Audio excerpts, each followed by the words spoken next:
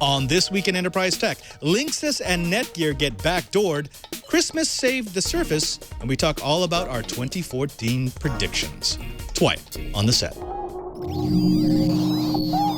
Netcasts you love. From people you trust. This is Twit. Bandwidth for This Week in Enterprise Tech is provided by CacheFly at CacheFly.com. This is Twiet. This Week in Enterprise Tech, Episode 74, recorded January 3rd for January 6th, 2014. The 2014 predictions. Loser buys the pizza.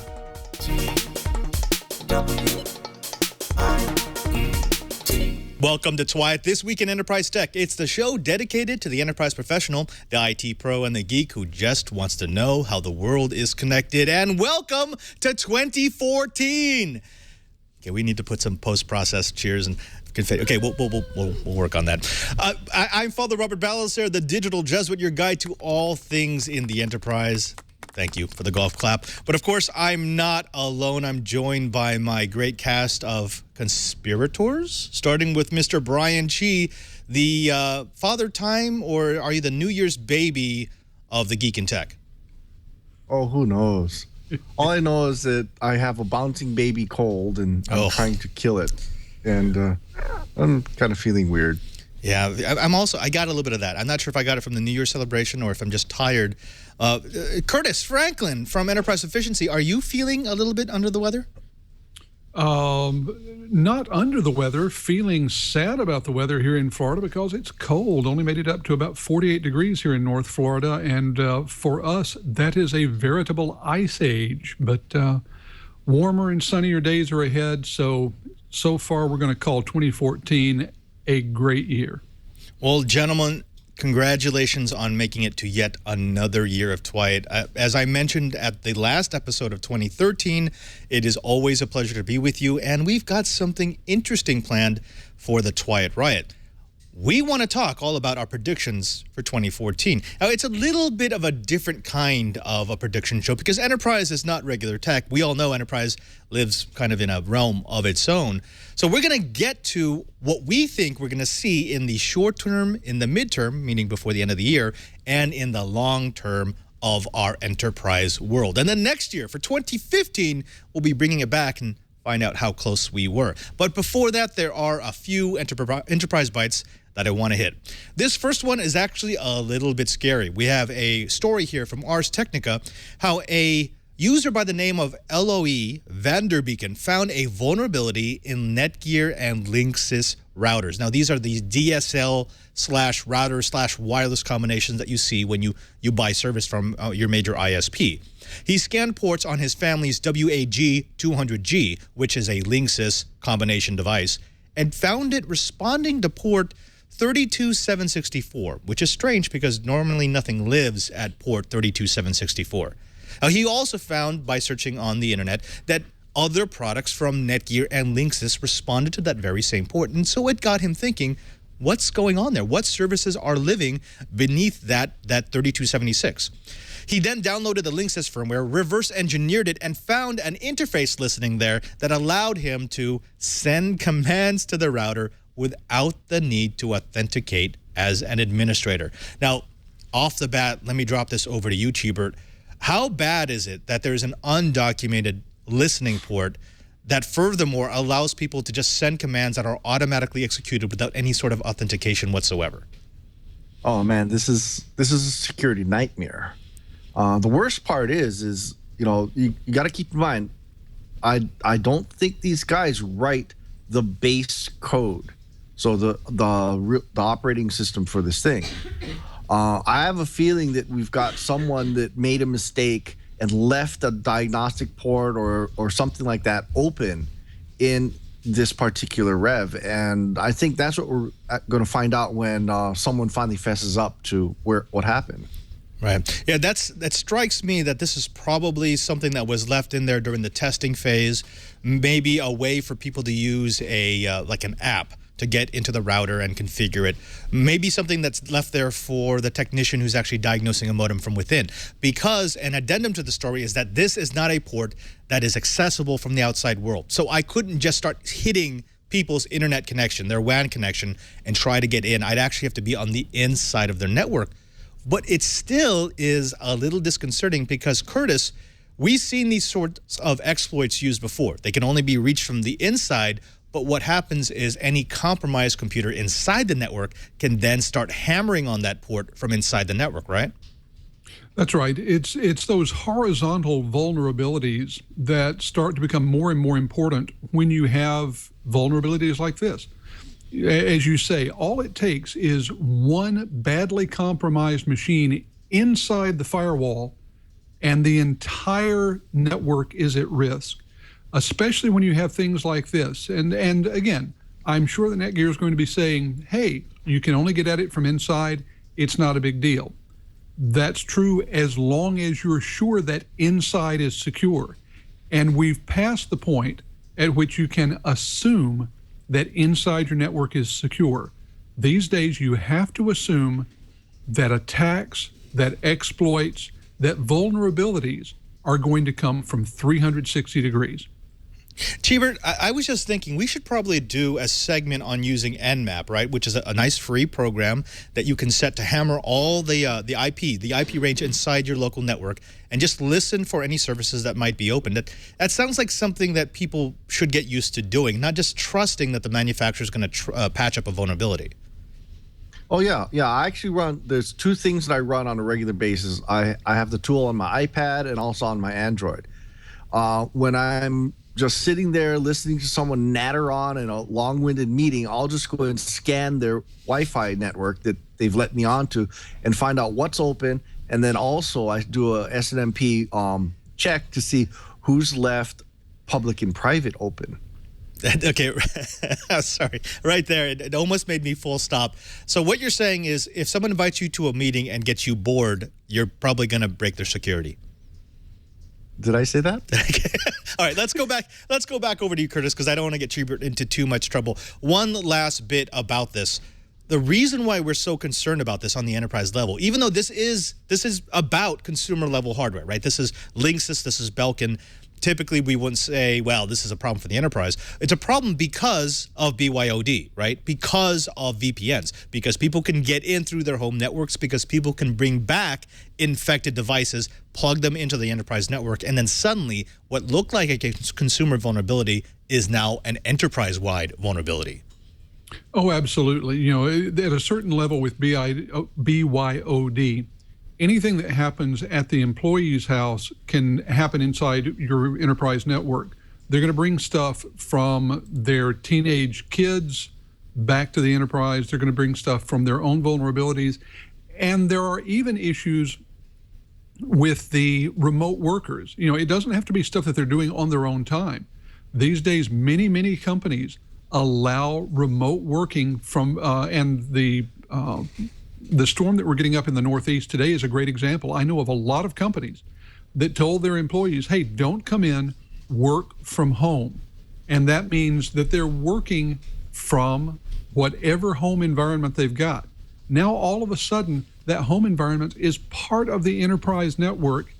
These vulnerabilities aren't just problems for people who are trying to get to their Netflix queue or to their Facebook page. These are now serious enterprise-level vulnerabilities and have to be treated that way. Yeah, I absolutely agree. Now, gentlemen, I want to move on to the next enterprise bite. I'm going to try an experiment here. This could completely backfire on me, but one at a time. I'm going to start with you, Cheebert.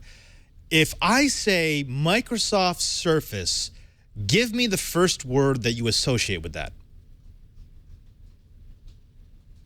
Anytime. You're muted.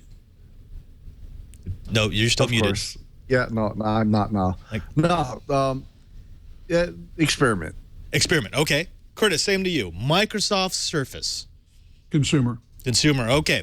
So we've got experiment and consumer, and that's great because we've got a story here from Wired that talks about how this Microsoft Surface experiment may just have been saved by Christmas. That's right. A big consumer holiday may have breathed a little bit of life into a platform that many were worried about maybe fading out of existence. We've got a story here from Wired talking about how Chitika, I'm not even going to try to pronounce that. They're an online advertiser, found that Microsoft's tablet share in traffic was boosted up to 2.3% from 4% not too long ago. This was their Christmas boost. In other words, they were saying that people received a lot of Microsoft Surface tablets. Now, that doesn't sound like a whole lot. Even at 2.3%, that's a minuscule piece. But that boost puts Microsoft ahead of Google-created tablets. Not all Android tablets, just those created by Google. It also puts them below Amazon, which was about 9% of tablet traffic, below Samsung, which was about 23.7% of traffic, and iPads, which were 54.3% of traffic, but down 1.3% this holiday season, a season that they normally go up in. Let me throw this over to you, Brian. Do we take anything out of this? I mean, every time I hear one of these stories, it almost sounds as if someone's desperately trying to make a story out of something that could easily just be a statistical anomaly. You know, I bought my Surface because I wanted Office. And the long and short of it is, I'm sorry, Office is the standard for the modern workplace. And without having that capability, it starts making a tablet a compromise. So while Microsoft did the right thing and put Office there, they need to go a little further. This whole thing with not being able to find apps is always going to be the Surface Achilles heel. But the fact that Office is available for those tablets is telling the industry that people really do want the productivity there. And I think that's the bottom line for Microsoft. It's the productivity that people want in the tablet. Curtis, let's get a takeaway from you about this. I mean, I don't want to talk too much about this. We've talked ad nauseum about the Surface and about how, it wasn't the savior of Microsoft that a lot of people thought it might be, that it was probably most responsible for Ballmer's departure from Microsoft.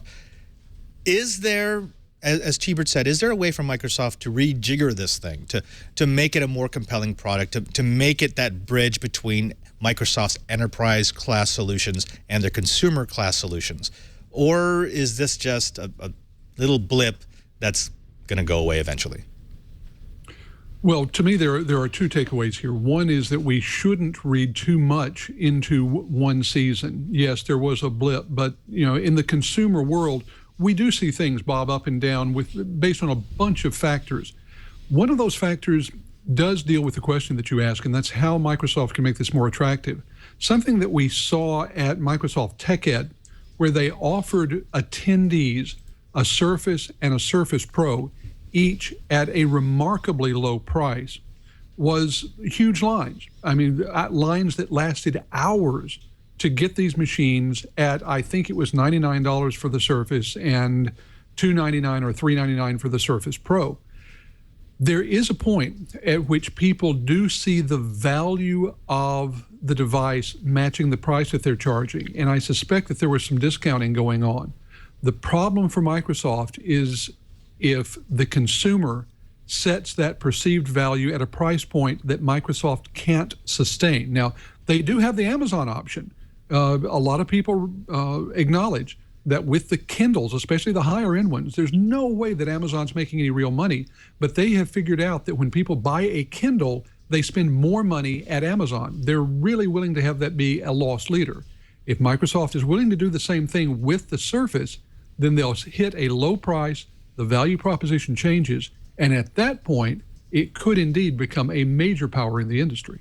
I like that. I like that prediction, but we're going to save that because we do want to talk about our predictions for the enterprise in 2014. To start off this segment, I want to bring us to a little story that I found at Wired. To step back in time, it was 58 years ago that IBM released their first computer hard drive. We got a picture here called RAMAC. Now, Brian, Curtis, did you guys ever play with one of these things? No, I don't go quite that far back, but I do remember the pizza ovens. Yep, I had one of those, the pizza oven. How about you, Curtis? Did you ever have to play with one of these in one of these room-size hard drives? I was around those. By the time I was using hard drives, they were down to washing machine size rather than room size. But I actually know quite a number of IBM techs who stayed at IBM a long time because they had expertise on these things. And it's amazing how long some major enterprises kept using these even after the size had shrunk for new hard disks. Absolutely. Now, a few things about this device. It had 50 platters, 50 steel platters that would spin at 1,200 revolutions per minute. It was painted, literally painted with a magnetic coating that allowed it to store a magnetic state. Hard drive, that's how hard drives work. And with all this technology, which was the size of a room, not just those spindles, but all the control panels that you saw, it stored a whopping huge, just mind-boggling 5 megabytes of data. And it could transfer that data at a blazing fast 100 kilobits per second. This USB mouse transfers data faster than that now. Now, I bring this up because this device, which came up 58 years ago, and we can laugh at now, did form the basis for a brand new revolution in storage, magnetic devices, and therefore the computer industry as we know it. So now I want to break it out to you. What are our predictions for 2014? I want to set the ground rules. We're going to be talking about a short term, which is in the next 6 months, a medium term, which is before the end of the year, and a long-term prediction. And I'm going to kick it off because, well, I think that's fair game. My short-term prediction is this. I think with everything that's been happening with the NSA, with everything that's been happening with the DOJ, with all the rulings that have come down about the Computer Security Act, about what is and is not private when you store it in a public cloud, I think the public cloud is going to bleed enterprise users. I think in the next 6 months, you're going to see this rush to the private cloud, to colos that are actually on location, to cages that are actually owned by corporations. I think they're going to be so gun-shy by what's gone on, by the fact that their data has been monitored, by the fact that their data seems to be so vulnerable, that they're going to speed up this movement of all services to something that they actually own rather than something they share with other companies. Let me throw this over to you, Cheever, first. Am I off here? Do you think 6 weeks is a decent 6 months is a decent time frame to say enterprises are going to rush to the private cloud? No, I think that's dead on, spot on, and totally accurate. I'm already starting to see it. The University of Hawaii is actually opening up their own private cloud. There's an awful lot of researchers that are really, really worried about their proprietary information getting leaked to the wrong types of people. So yeah, I'm definitely already starting to see people move into private clouds, and I'd love to see some sales numbers from Rackspace because I'll bet you they are hemorrhaging customers. What about you, Curtis? Do you see this? I do want to get all sides here. Is there any scenario under which you see enterprise, at least enterprise that can afford it, not moving their private data away from a public cloud? Well, I think it depends on how you define public cloud. I do think that people are going to be, and already are, looking hard at their relationships with companies like Google and Amazon. Those have become great, huge targets. What we are seeing, though, is a lot of companies that do look, Chibert mentioned Rackspace. I'm not sure that Rackspace is going to bleed all that badly, but I do think that what they do lose will at least partially be absorbed by companies like IBM, HP, Dell, and their related service organizations, because each of these is pushing cloud offerings hard and trying to say that with their cloud offerings, you're getting private level security and privacy without the expense of on-premise hardware. And believe me, having tasted the savings that come with hosted solutions, a lot of enterprises are going to have to see more risk than they've seen so far from the NSA to go back to a fully on-premise solution. Hybrids are going to be huge. There's going to be movement, but the cat's out of the bag. CTOs and CFOs love the idea of paying rent on storage rather than buying it. Yep, yeah, it always looks better on the bottom line. Cheebert, I want to throw back to you because I could almost hear you thinking this in the last segment. Because when we talk about private and public cloud, when we talk about the hybridization of where we keep our storage and our services, there's actually multiple types of public cloud, right? Oh, yeah. You know, when we start thinking public cloud, we always start thinking about Amazon, Google, and so forth, where you are renting just resources. You don't know what it's stored on. You don't know what your computing platform is. It's just very, very cloudy. What I'm looking at is that because of, shall we say, a lack of assurances or a whole bunch of nervousness on the management in a lot of organizations, you're going to start seeing people going away from what I call the fully cloudy solution to a partially cloudy solution, where you're buying resource pools, but you control those resources. So in the VM world, you have X number of virtual CPUs, X number of virtual NICs, X number of virtual switches, and X gig, terabytes, or whatever virtual storage. But you own that, you control it. So you've got a lot more chance of making sure that you don't have, bad things happening to you. But when someone else controls all the infrastructure, where you have less control, I think that's the portion that's going to hemorrhage.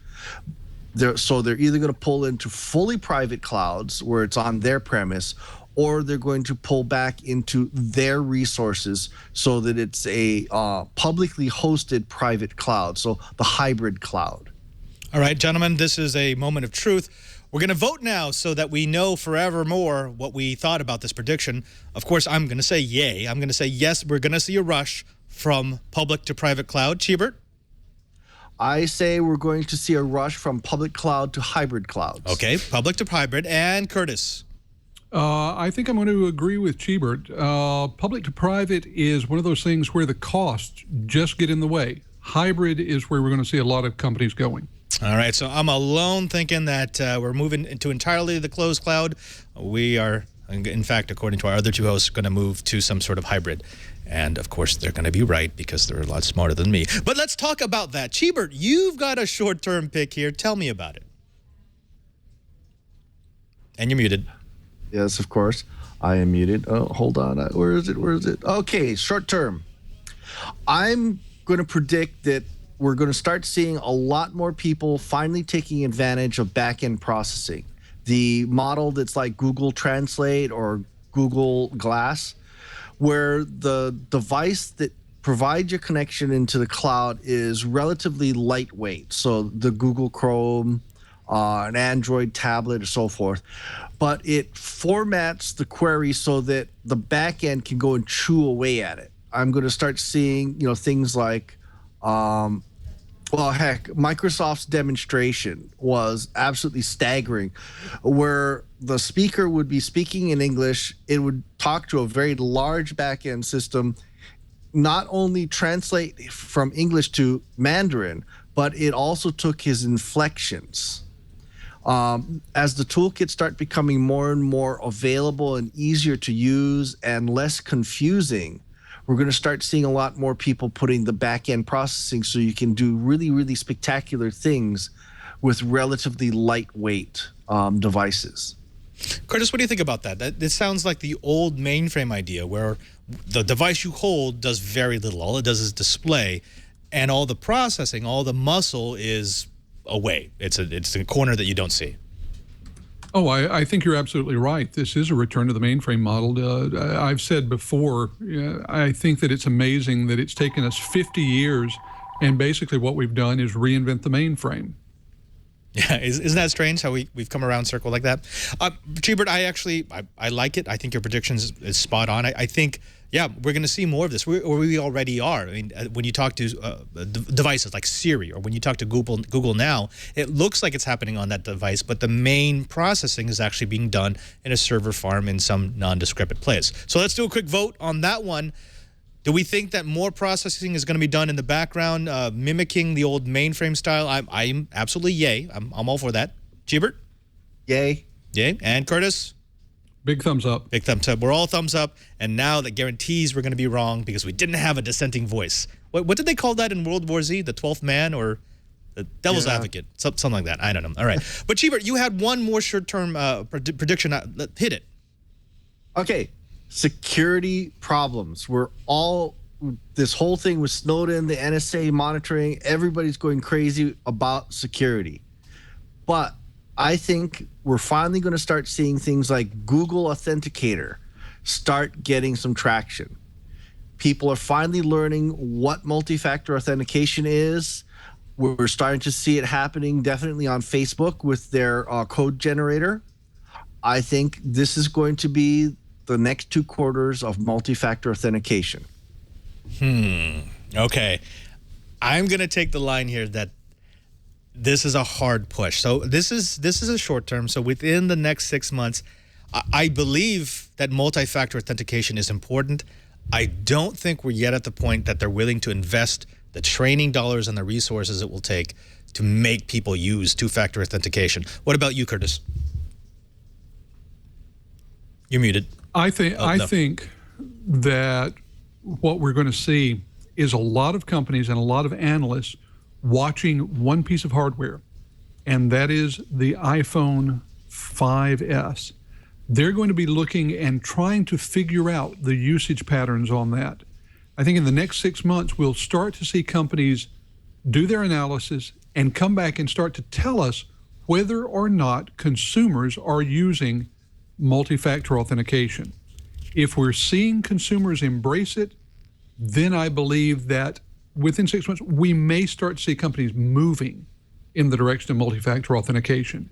If the word comes back that customers are absolutely ignoring the fingerprint scan as something that they're using in multi-factor authentication, then I think that this one gets pushed out a lot further. No, I'm not going to let you get away with that maybe if the iPhone gets away.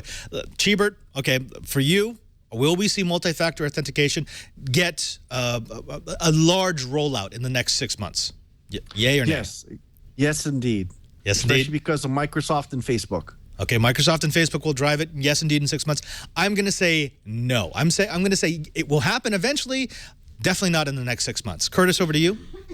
I'm afraid I'm going to have to agree with you on this one, Padre. I think that ultimately we'll get multi-factor authentication, but barring some sort of absolute disaster in the next 6 weeks, I don't think there's going to be that big a move in the next 6 months. I love it. Okay, good. I like dissent. Dissent is good because it means that come around 2015, we're going to have some fun. By the way, the loser buys, we don't all drink, buys pizza. We all eat pizza, right?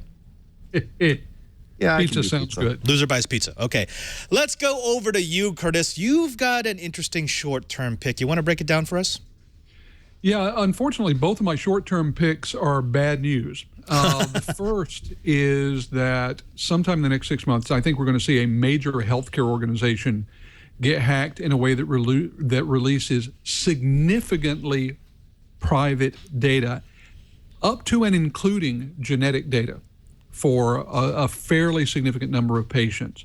That's going to be huge. You know, we've had things like numbers released for people, but we haven't really had something as personal as genetic information and their diagnoses, things like that released. We're getting there. And I think that within the next 6 months, we're going to see the first one where it's public and it's out there. Okay, Cheever, what about this? So 6 month time frame. So we're talking about something that has to already be in operation. I mean, if this is a big attack, it's something that's already been running. This actually plays into one of my predictions, so I'm just going to use it here. If it's going to be within the next 6 months, it means that an advanced persistent threat must have already been running at the time of this broadcast that will wipe out a major healthcare organization. I said it was going to be a devastating advanced threat. What do you think? 6 months, is that enough time? Is it in process? Are we going to see it? Yeah, I think so. You know, I agree with Curtis. This is not something we want to predict, but I think it's going to happen, especially considering how many doctors I work with and how cavalier they are about, antivirus and anti-spyware and so forth on their personal laptops. and how the doctors are pushing the IT groups of healthcare to let them in from anywhere. And, doctors have been the ones that are complaining the biggest about multi-factor authentication, and hospitals were some of the first places to get rid of the secure ID because the doctors hated it. I'm not sure it's going to be a huge spill. I think it's going to be more of a medium-sized spill, especially because a lot of those genetic information systems and so forth are air-gapped from the full internet. But I think we are going to see some patient information spilled within the next 6 months. And I think it's going to be one heck of a wake-up call. And I think, unfortunately, President Obama is going to get involved, and it's going to get really messy. All right, so let's set the ground rules here.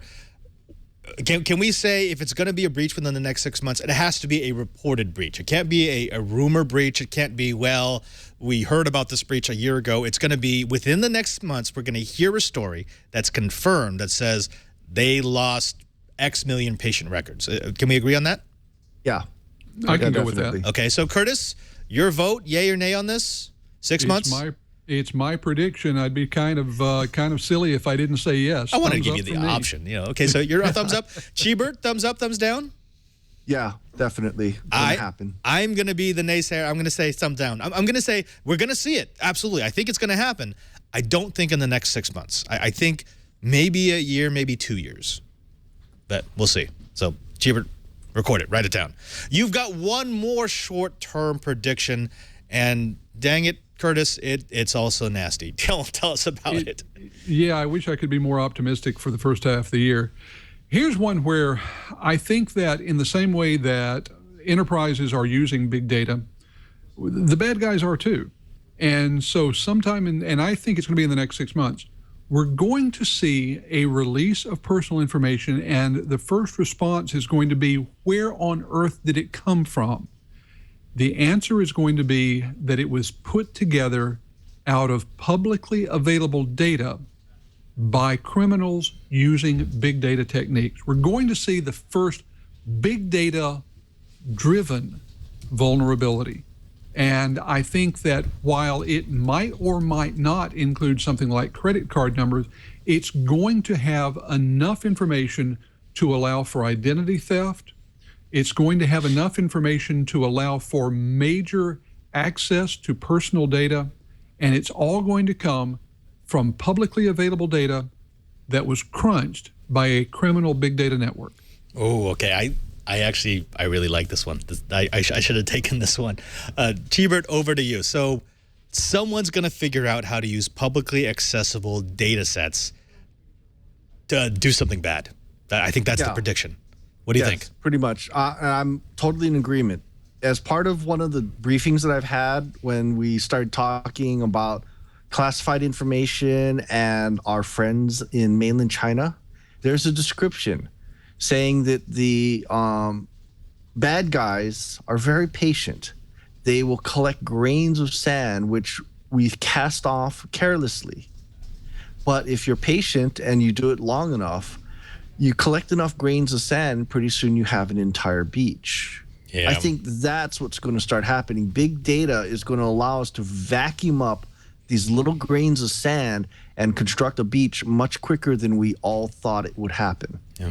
Some of the guys in the chat room are right on this. I mean, they're saying, well, hasn't this already happened? To certain extents, our data has been used for this and for that. But I think the ground rules for this, and maybe my co-host can confirm this, the ground rules have to be, it's going to be an earth-shocking discovery. It's going to be one of these things where people are freaked out.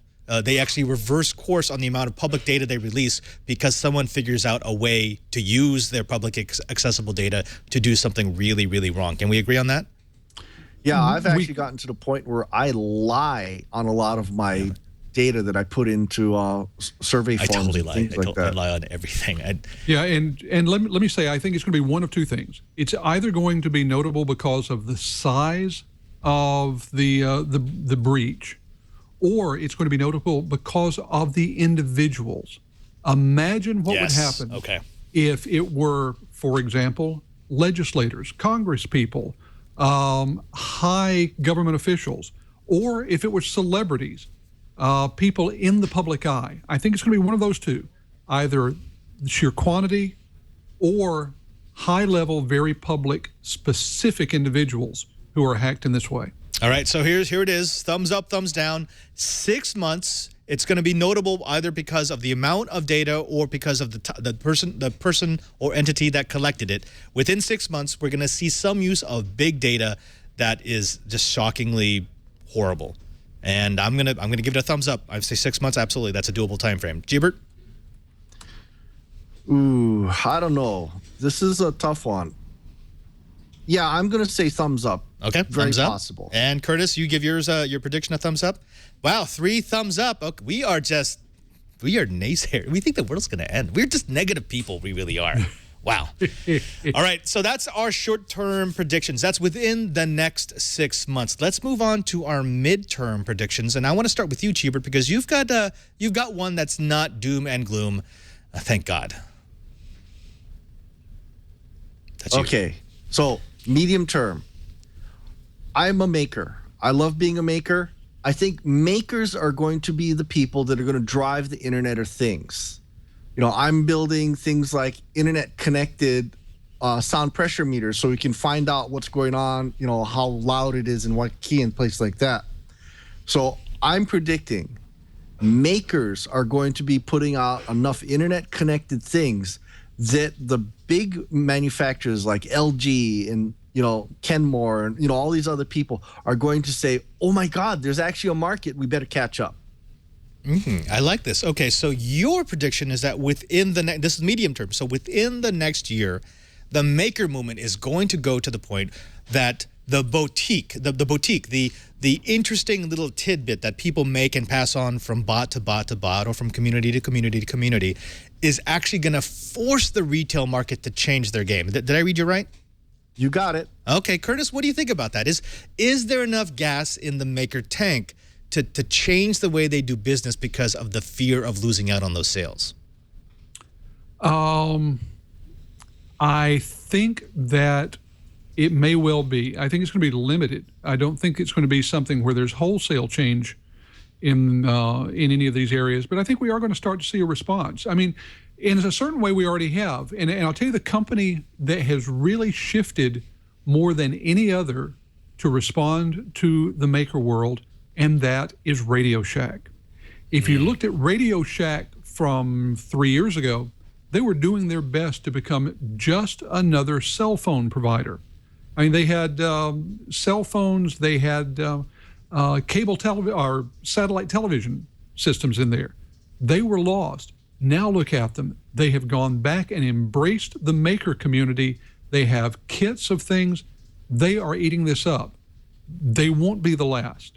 Will we see companies like, Chibert mentioned Samsung? I don't know. Is Walmart going to change the way they do business because of makers? Almost certainly not. But will we start to see an impact? Yeah, I think I feel good in saying I agree with him on that.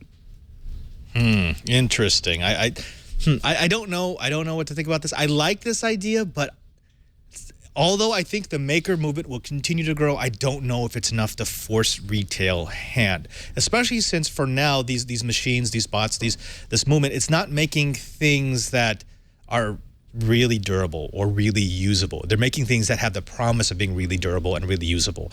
I'm not sure if I'm a go for within 1 year. But let's set the terms on this particular wager here. What do we use as our watermark for whether or not this prediction has succeeded? I'm not really sure. Chibert, what do you think? How about we say the first large corporation within a year that starts making accessory designs available for 3D printers? Okay, I got that. What do you think? Is that okay with you, Curtis? I'll buy that. I think that's a very good hallmark. I can buy that one without any trouble. All right, Chibert, I'm going to let you drive this. Set the terms and then ask for the nay or yay. Okay, so within the next year, we're going to start seeing a large manufacturer, not a small one, a large one. LG, Samsung, Ford, Chrysler, BMW, someone like that. A large one that would be considered easily Fortune 1000, will start making 3D designs available for customizing or modifying or fixing, accessories on their devices. You're obviously thinking yes, all right? Yeah. Okay. I say yes. Curtis? Padre? Oh, no, I'm sorry. Yeah, you get to call it. So mine is, I want to say yes. I don't think so. I think I love what you've done. I think it's going to happen. I mean, someone eventually is going to do it, and all the others are going to follow. I don't think it's going to happen in the next year. So that sounds like a no. It's a no. Curtis, what do you say? I'm going to go with a yes. And the interesting thing is, for it to happen within the year, it basically means that it has to have started. Somebody in a lab is working on it now, and I think that's true. And I think it will probably be a very niche little thing.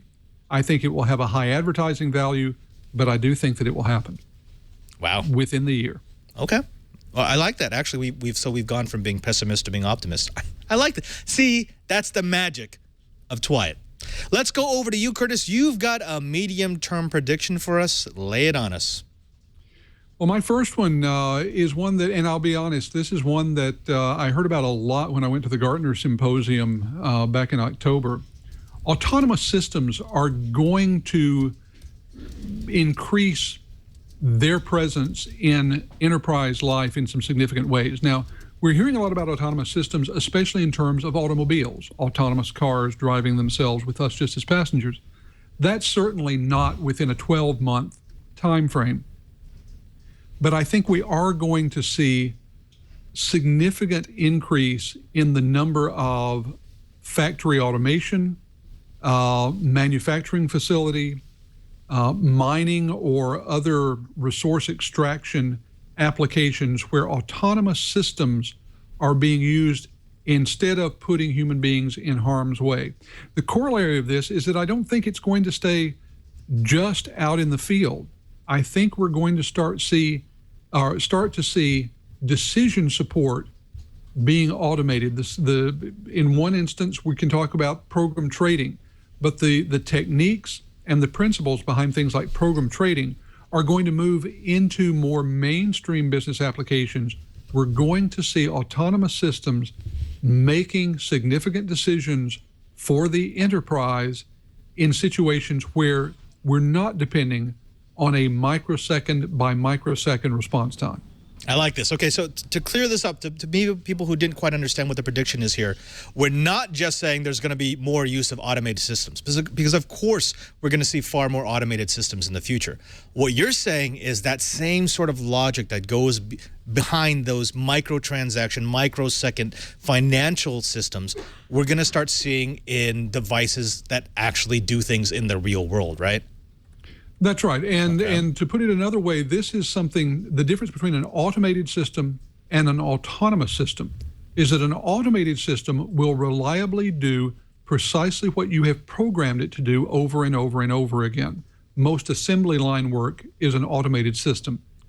Autonomous systems have the ability to make decisions based on their environment, whether that is a manufacturing facility, minerals extraction, or some sort of business situation in the back office. They're actually making decisions rather than simply repeating programmed steps over and over and over again. Okay, this is getting interesting. Cheebert, you've just heard from Curtis the Terminator Franklin about the rise of Skynet. Do you follow this prediction? Yes, I do. I personally am starting to see people go beyond the traditional fuzzy logic. We've got fuzzy logic rice pots, for God's sakes. But I think autonomous systems, what we're starting to see for things, yeah, there you go. What we're starting to see self-driving cars and things like that. I think we're going to start seeing toolkits become available. And I think that's what's going to be on the back end in the cloud, because right now, this type of autonomy takes a lot of computing power. And for now, I think that's going to stay in the cloud, but I think it's going to start being applied to everyday things. And so I give it a big thumbs up. Wow, I don't want to give this a thumbs up because I almost want to make another prediction here.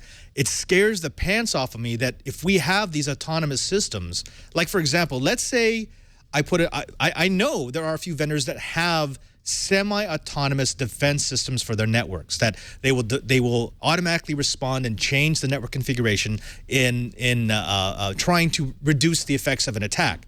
But what happens if you start having autonomous systems that are interacting with each other across a network, especially if they're financial autonomous systems? I think this, wow, I just scared the pants off of myself. You know what? Curtis, I'm thumbs up. I think within a year, we're going to see these autonomous systems just fully take over. I think it's actually going to start in the financial markets. And I'm going to go one step further. I'm going to say these autonomous systems are going to become popular, and we're going to see one major screw-up of autonomous systems interacting with one another. Can we make that modification? Oh, sure. I think that a significant screw-up is almost inevitable, in the same way that if you remember the flash crash in the stock market, that was one where the program trading, once you tipped over a certain point, the programs just fed on themselves and drove share prices down over 1,000 points in a matter of minutes. We've seen the reverse happen on Amazon, where competitors will watch one another's prices and try to come in slightly higher than their competitors. There was a famous case of a book that went from about $9 to well over $1,000 in a weekend because two vendors were watching one another. One of them raised their price a couple of cents. The other had an automated system that did it. They ping-ponged back and forth, and it ran away. It's going to happen in other situations, and boy, will the mass media be all over it. All right, Cheever, get ready with the pen. Okay, how about this? Can we agree on this for the wager? We will see the rise of autonomous systems outside of the financial market, because we know that this is already happening in the financial market. And we will see one major real-world screw-up of the interaction of two or more autonomous systems. Can we use that as a wager? Yeah, I want to see the self-driving cars get into a who's going first at the intersection. Okay, all right. So I'm giving it a thumbs up, Cheebert. Yeah, I give it a thumbs up. Curtis. You wow. Okay, we just became pessimists again. So the technology was going to save us. Now it's going to destroy us. All right, let me do my midterm pick before we run out of time too quickly here. The one I want to use is what I'm calling the Great Unplug. I say within the year, so before 2015, we're going to see several large enterprises start isolating their chunks of the network. We've talked about this before, fragmentation, but I want to go one step further. They're actually going to strip functionality from their machines, like we're seeing them start to do at Google and Apple, to the point where they realize there's no reason for 90% of our employees to be on the internet. There's no reason for 90% of our employees to have unfettered access to everything they have at home. It's almost going to be the reverse of BYOD. Rather than bringing that functionality into the office, they're going to say, we only want to give you the resources and the access you need to do what we want you to do. And we're doing that because anything else is a huge security risk. I say it's going to start with one of, let me get real specific here. It's going to start with a Fortune 100 company that's doing business outside of the tech sector. Cheebert, what do you think? Would we ever see this? Would we see a company that says, look, you don't need the internet, just use our network, done? Sucker bet. It's happening already. Oh, why'd you have to do that? I was going to look brilliant for a second. It's already happening. The military has been doing it like crazy. A lot of places, a lot of navies are no longer allowing their ships to connect to shore networks. Yeah, that's true. Okay. So if we're going to make this a wager, we need to go even further. Curtis, what do you think we can add to this to actually make it interesting? That's a good question. I think that what we need to say is basically that, and I'll cut you some slack. Let's go with a Fortune 1000 company. So a large enterprise is going to publicly make this a corporate-wide policy. And I'll even throw part of the talk about it can't be Google. They're already making steps in that direction. Can't be Google. I'm glad that you removed the financial industry because, frankly, they're already going with their own networks. And we've talked about that before. I mean, while it's being done for speed reasons, the fact is that part of that speed means that they are taking out security and other protocols because they don't need them. It's their own bloody network. We're going to see other companies. I suspect we're going to start seeing large healthcare organizations first, but I think we can go with a large company doing it publicly and making it an organization-wide mandate. How about those three things? I like that. Okay, Cheever, can we agree with that? Because I don't think that exists, right? Large company, a corporate-wide mandate, and what was the third one? Or the second one, actually. Large company, corporate-wide mandate, public. And public, right? Public, making it public. So, in other words, a company that believes in it so much that they think that the business world is going to be impressed by the fact that they're making this a policy. Yeah, I agree. And I agree with Curtis. I think it's going to be healthcare. Healthcare, okay. So it's midterm, so it means it has to happen before 2015. Of course, I'm going with thumbs up. Gebert? Thumbs up. Curtis? Yeah, based on some conversations that I've had, I'll say thumbs up as well. Okay, we got 3 thumbs up. Now let's get to the fun one, the long term. Now this is a bit of a fun one because we're going past the year. Long term means we don't know when it's going to happen, but these are predictions for what is actually going to happen. I started first, Chibert went second, and Franklin, you get to start this time. What is your long term pick? I was looking at my options, and here's the one that I'm going to go with to try to keep this on a positive note. I have a couple of negative options, but I'm going to go with positive. I think we're going to see a significant change in the way that enterprises do their corporate staffing and certification. We've been stuck on application or system-based expertise and certification for a long time. I think we're going to start moving more to a functional emphasis where people are hired, trained, and certified in financial systems, in CRM, in HR, in big data. I think that we're going to see that transition away from specific application and specific system emphasis to a functional emphasis in the enterprise. Interesting. So it's a reversal of the trend to specialize. You're saying we're gonna get pulled back from that a little bit? I really do. And again, I will admit, I'm basing this on some conversations I've had around the industry. People are starting to recognize that what they truly need are some very well-trained generalists. In the same way that their companies have embraced virtualization because it lets them optimize the use of hardware resources. Having people who are generalists rather than specialists allows them to optimize the use of human resources. If some new project comes in, if a new technology comes in, you can much more easily move a generalist to that project than you can getting new specialists. So companies are looking to essentially virtualize their IT expertise in the same way that they virtualized their servers, their networks, their storage, and now their clients. I'm actually quite fascinated in that pick. Chibert, what Curtis is talking about here is the reversal of a trend that we've seen, especially in IT, where you find that thing that you're good at, you train for it, and then you tell people, this is what I do. If you hire me, I will do this, I will do nothing else. What Curtis is talking about is sort of the return of the geek in the 80s. Just that guy, you do tech, right? You're smart enough to know how this interacts with that, and therefore you know at least enough about everything to make intelligent decisions about the system. That's not something we're training for, is it? No, it's not. And the lack of having generalists available in the corporation is actually a really frightening thing.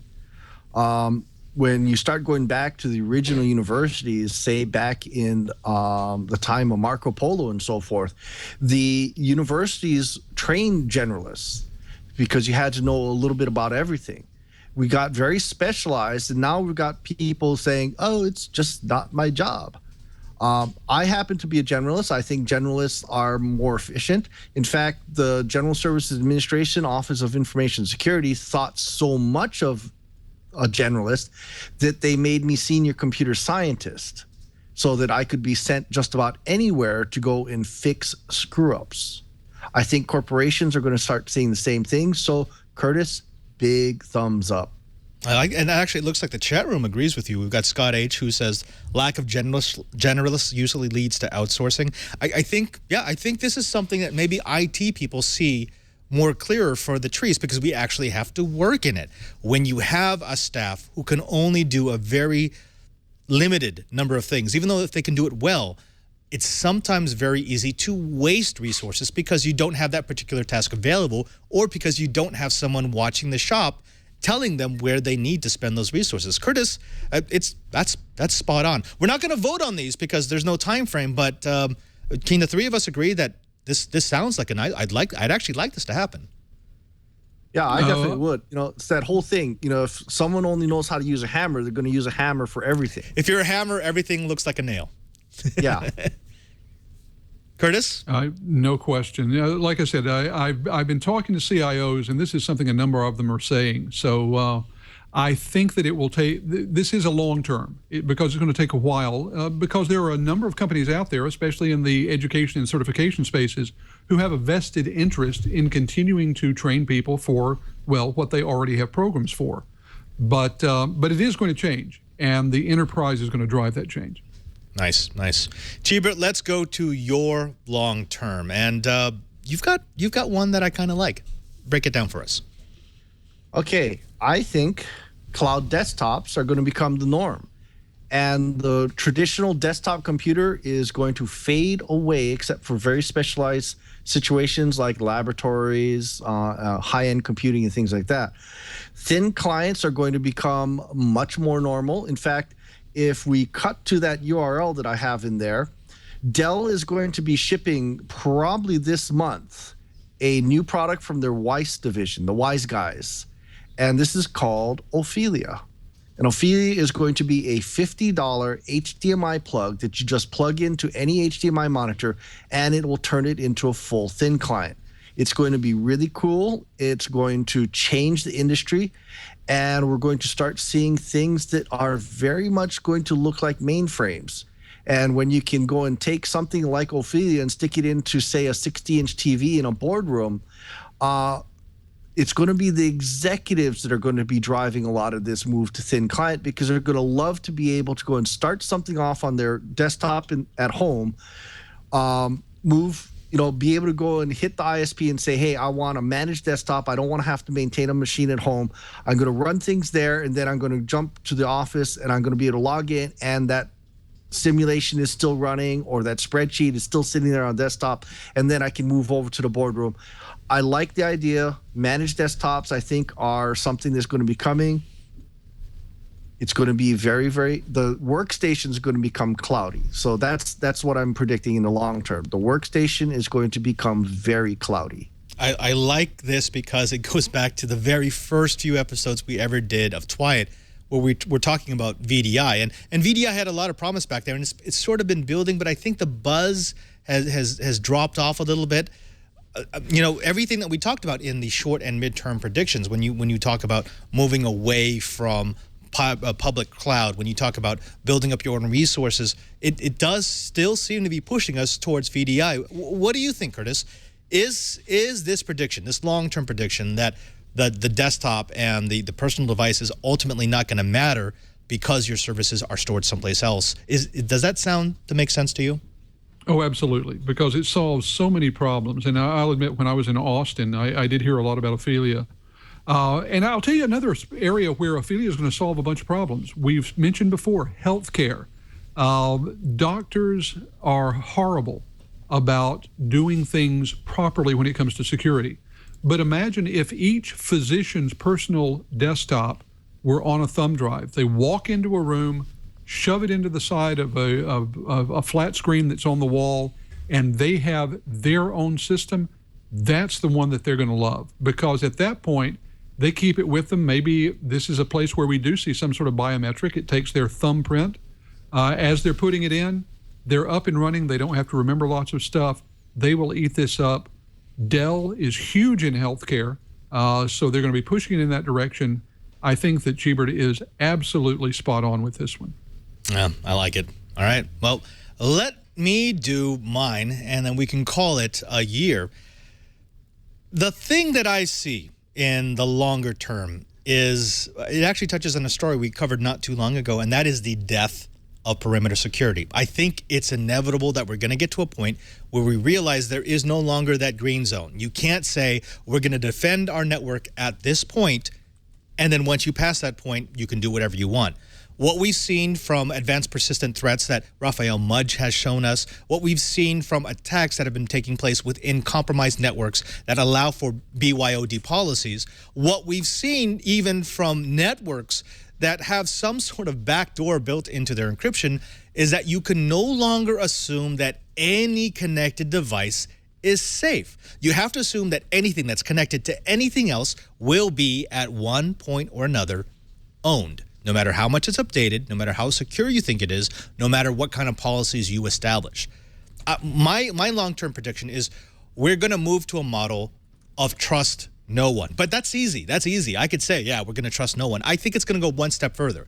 We're going to move to a model of trust no one, but yet that has yet been made easy, especially for enterprise executives and enterprise professionals to use. So it's going to be a transparent trust no one.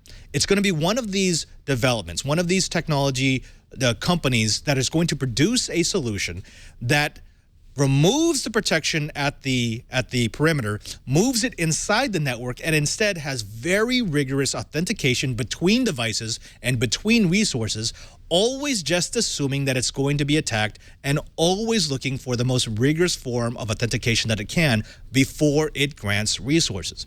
I like this prediction because I think it ties in with what both of you have been saying about the future of networking, especially with VDI. If you have a VDI model, it would seem that this sort of authentication would be perfect for someone who's moving a device from the office to the home to maybe a remote branch.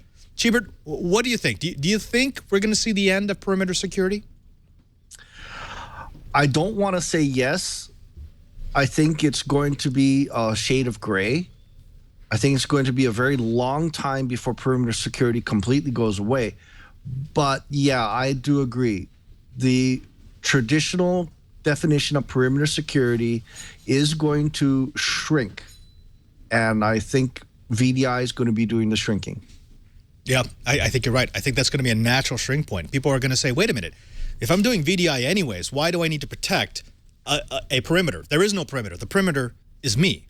What about that, Curtis? Do you think that could be sold to executives? Because the problem that we've always brought up anytime we talk about doing more rigorous authentication within a network is it only takes one manager, one executive who bypasses security because they don't want to be bothered to do X with their password or their authentication, and suddenly the entire model falls apart.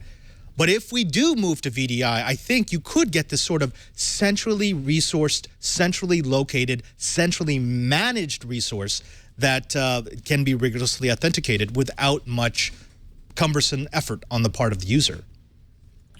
Well, I absolutely agree with your prediction about what's going to happen. I do believe that we're going to see the perimeter, if not go away, certainly lose its importance. I think that there are a lot of companies that will keep perimeter protection in place primarily to ward off lawyers, because as long as they keep that firewall in place, they can say, well, we're doing everything possible to try and keep the bad guys out. So it'll stay there, but again, primarily to ward off lawyers. I'm not sure that the authentication is the critical piece of what's left, though. I think what we're going to really see is the rise of some very fast, very intelligent, heuristic-based systems that watch the activity of every node on the network. And when something happens that breaks pattern, when something happens that includes a signature, when something happens that looks off in any way, they're going to take that node, cordon it off, shut it down, alert the staff, and begin immediate mitigation. I think that very rapid detection and mediation is going to be a part that's just as important as anything that goes on in the authentication arena. Well, Twiat Riot, there you have it. Those are our predictions for 2014 and beyond.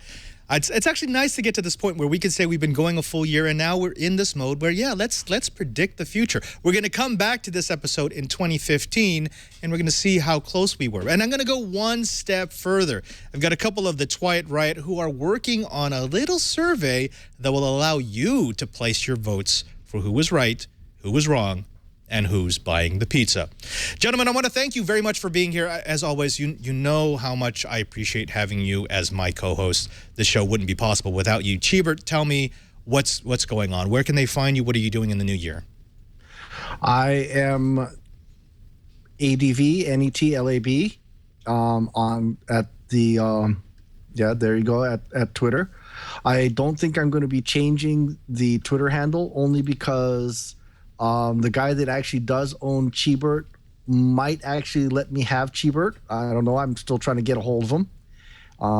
But some things are happening that are pretty neat. I do want to give a shout out to some of the guys that did Waze, W-A-Z-E. It's a nice little app that allows you to go and give other drivers in your area a heads up about accidents, cops, speed traps, slowdowns, and so forth. And it dynamically collects driving data so that the Google Maps or navigation maps and so forth are much more accurate. I think this is going to be a killer app. And I think I've already installed it on my devices, and I'm going to participate as a Wazer. Wazzer.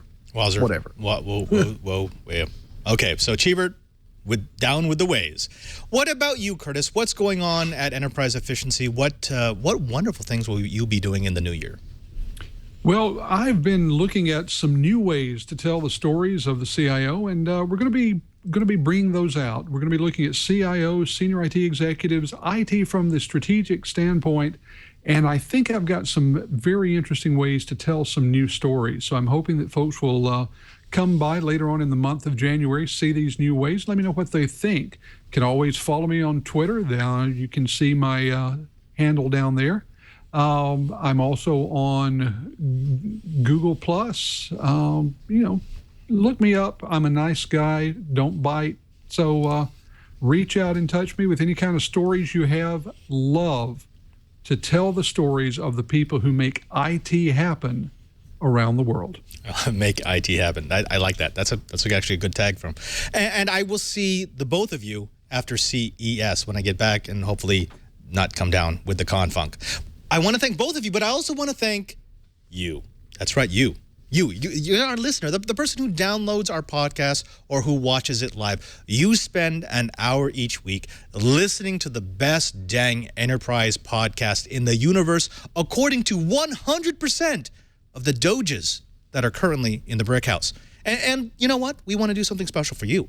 We want to thank you by giving you a way to download all the goodness about the latest hotness automatically into your device of choice. If you go to our show page at twit.tv/Twiat, you'll find all the different ways that you can get This Week in Enterprise Tech automatically on your iPad, your iPhone, your Android device, your PC, your laptop, whatever it might be, up to your zombie Zune. We want to make it easy for you to hear the latest and greatest about what's going on in the enterprise. Also, did you know that we've got a YouTube page? Yeah, if you go to youtube.com/Twiat, you'll find all of our episodes and the individual segments. You remember those things that we did? The Stuff My IT Guy Says, the 101 series of courses, Pro Gear, Pro Tip. Find them there if you want to learn up a little bit about what's going on in enterprise tech. Also, you can follow us here live every Monday at the Brick House by going to live.twit.tv. We do tape at noon, and if you come a little bit early and stay a little bit late, you get to see the pre-show and the post-show and all the bloopers that go in between. And believe me, we do make mistakes. Like right now, this is a mistake that Brian's going to cut out in editing just because I want him to have to do something during editing. It's all part of the experiment that's Twit. As long as you're here for the live show, why not drop into our chat room at irc.twit.tv. There you'll be able to talk to some of the funniest trolls, some of the brightest engineers, and yes, an occasional Twit head or two. Finally, I want to thank you for following me on Twitter at PadreSJ and for finding us here at the Brick House in Petaluma. Thanks to everyone who made this show possible, especially to Lisa, to Leo, to my super TD, who is normally Jason, but today is Brian Burnett, and also to Carson Bondi. I want to say thank you. And remember, if you want to know what's going on in the Enterprise, just keep quiet.